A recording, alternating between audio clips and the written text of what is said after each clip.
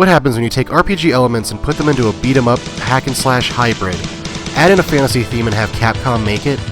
You get The King of Dragons.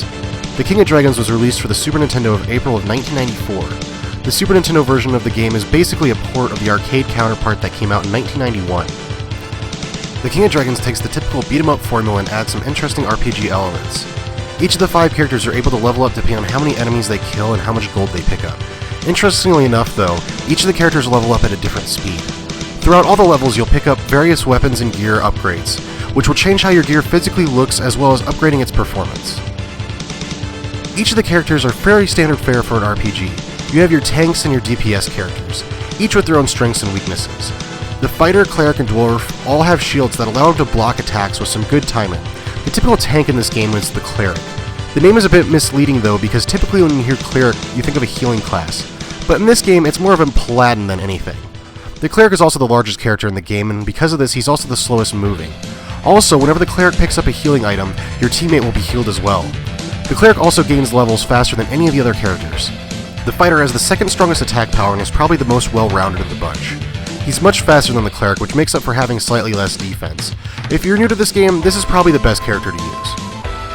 The dwarf is much smaller than the rest of the characters and has the second highest defense of all the characters. Unfortunately, the dwarf has the shortest attack of all the characters. The dwarf also can't be hit by ranged attacks because he's so short they just go over his head. The elf has the greatest attack range of all the characters and has the weakest attack, however, has the highest attack speed. This attack speed makes it feasible that he has the highest DPS in the game, however his downfalls are that he can't use a shield and he has a really low defense. The wizard of all the classes starts out the weakest, however as he levels he becomes the most powerful of all the characters. In regards to his movement speed and defense, he probably falls right in the middle of all the characters. The wizard is typically the hardest to play in the game solo, because he is really worthless at low levels. Gameplay-wise, this game is really good for a beat-em-up of the era.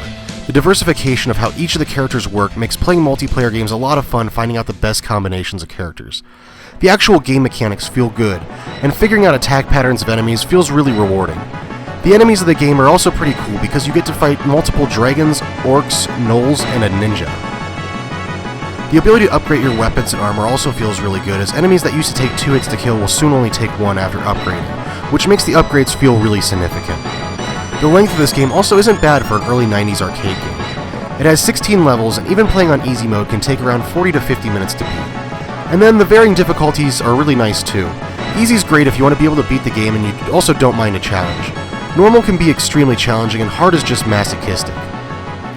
Graphically, The King of Dragons is really good looking. There are 16 levels and they all look fairly different from each other. The character models look pretty good as well, but I imagine if you looked at the sprites without seeing the game, it could look almost just like any other RPG game. The audio on this game is fantastic.